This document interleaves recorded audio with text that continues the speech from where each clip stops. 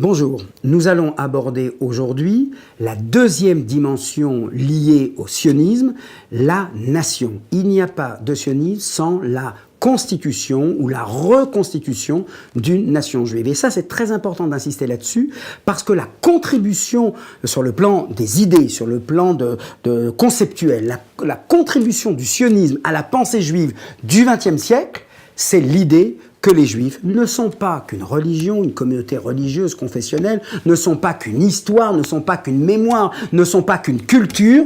Ils peuvent être une nation. Ils doivent se regrouper en nation.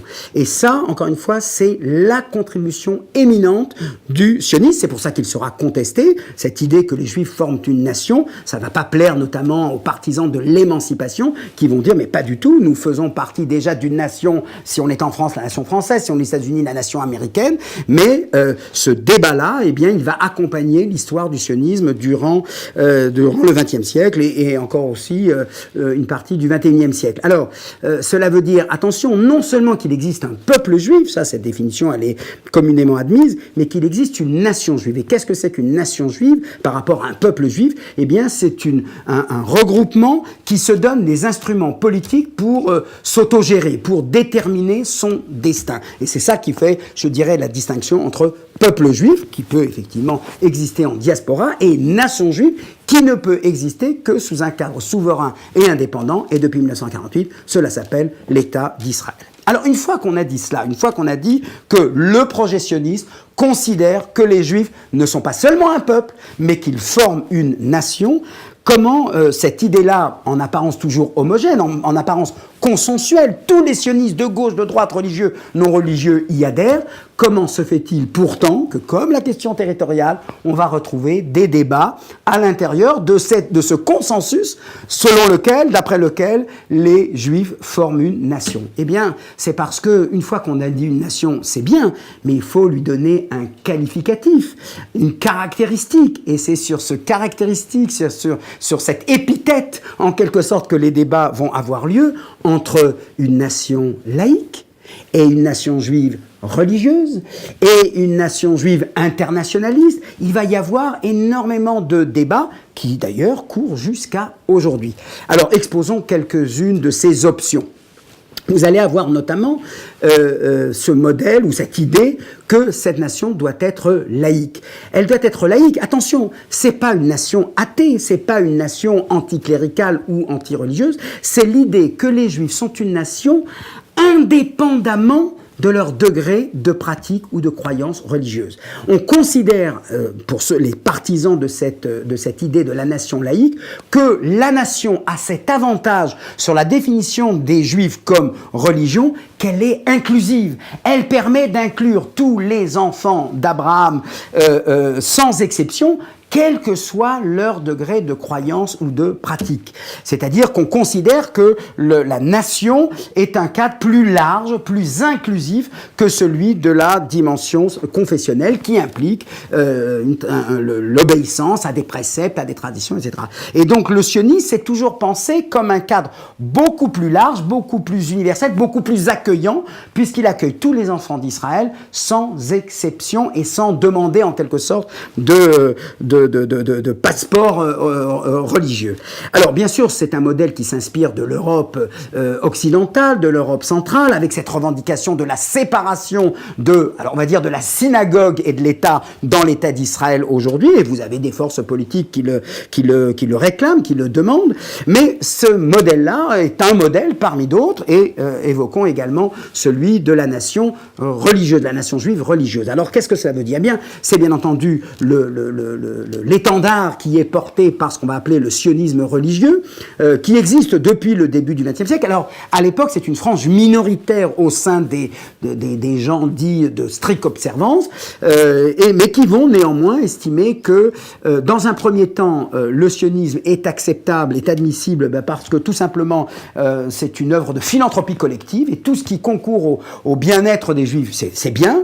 Et puis, il va y avoir une deuxième tendance qui va prendre de plus en plus d'importance jusqu'à aujourd'hui dans le sionisme religieux, qui consiste à exiger ou à tenir le projet sioniste, non pas comme un projet étranger au judaïsme, mais qu'un projet qui s'inscrit dans le judaïsme, même si initialement ce sont des laïcs qui en prennent la responsabilité. Et ça va être l'œuvre notamment du grand rabbin Avraham Yitzhak Cohen Kook, qui va considérer que le sionisme n'est pas antinomique du judaïsme, au contraire, il s'inscrit dans un plan providentiel, dans un plan messianique. Et pour les tenants de les partisans de cette notion de la nation religieuse, on n'a pas à dissocier judaïsme et nation juive, les deux vont de pair. Un judaïsme qui oublierait la nation juive, eh bien, se priverait des instruments de la souveraineté, des instruments que la cité met à la disposition pour mettre en place dans les faits, dans le plan privé comme dans le plan public,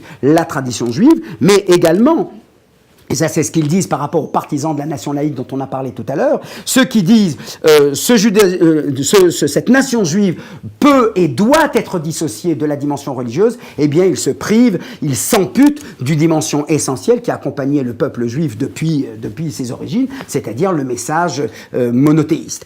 Et donc ils vont tenir les deux comme non seulement complémentaires, mais comme indispensables. On ne peut pas, sans dénaturer la nation, se priver ou de la tradition religieuse ou de ce rassemblement politique sous la forme de l'État d'Israël. Et c'est ce sionisme-là qui s'est incarné dans le Parti national religieux d'une part, et aujourd'hui dans les partis politiques qui incarnent ce sionisme religieux. Voilà deux conceptions. Comment ça se traduit aujourd'hui dans les faits et notamment dans la législation? Eh bien, par la définition d'Israël comme un État juif et avec, je dirais, ceci, et là c'est très important d'insister là-dessus, le sionisme qui a été une rupture dans l'histoire juive, qui a été une révolution dans l'histoire juive, là-dessus, contrairement à ce que l'on croit trop souvent, s'est montré extrêmement fidèle à la tradition. Parce que quand on parle d'une nation, quelle qu'elle soit, la première question qui vient tout de suite après, c'est comment on entre dans cette nation. Eh bien, le sionisme, aussi séculier, aussi laïque a-t-il été, n'a jamais transformé les modes d'entrée dans la nation juive. L'État d'Israël ne dit pas qu'on peut rentrer dans la nation juive par un autre canal que celui qui a été mis en place depuis, je dirais, la nuit des temps, c'est-à-dire la conversion religieuse. Quiconque veut rentrer dans la nation juive doit passer par une conversion. Alors, il est vrai, effectivement, et là-dessus, ça fait effectivement parfois quelques débats, c'est vrai que la définition que l'État d'Israël donne de la judéité est beaucoup plus large que celle que donne la halakha, puisqu'on considère qu'un juif, c'est pas simplement quelqu'un qui est né de mère juive, peut s'établir en Israël et obtenir automatiquement la citoyenneté israélienne, quand bien même il n'aurait qu'un père juif ou un grand-père juif, et pas forcément une mère ou une grand-mère juive. Donc, vous voyez, là, il y a ici une première base de dissension, il y en a une seconde autour des conversions. On a bien dit que la conversion reste le passage obligé pour faire partie de la nation juive, à ceci près que vis-à-vis de la diaspora, l'État d'Israël estime que chaque communauté le définit comme elle l'entend, et si aux États-Unis, comme c'est le cas, les conversions reconnues sont des conversions faites par des rabbins conservatifs ou des rabbins réformés, libéraux, eh bien, ils sont reconnus comme tels par l'État d'Israël, là où la définition traditionnelle, soutenue par le sionisme religieux en Israël, considère qu'il n'y a qu'une conversion orthodoxe qui reste encore la seule légitime. Et un deuxième débat, qui lui aussi, d'une certaine manière, montre à quel point le sionisme et l'État d'Israël n'ont pas révolutionné, je dirais, la tradition juive dans ces éléments-là fondamentaux, c'est la question du droit personnel. En Israël, il n'y a pas de mariage civil, on a confié aux communautés religieuses le soin de célébrer les mariages ou de décréter des divorces.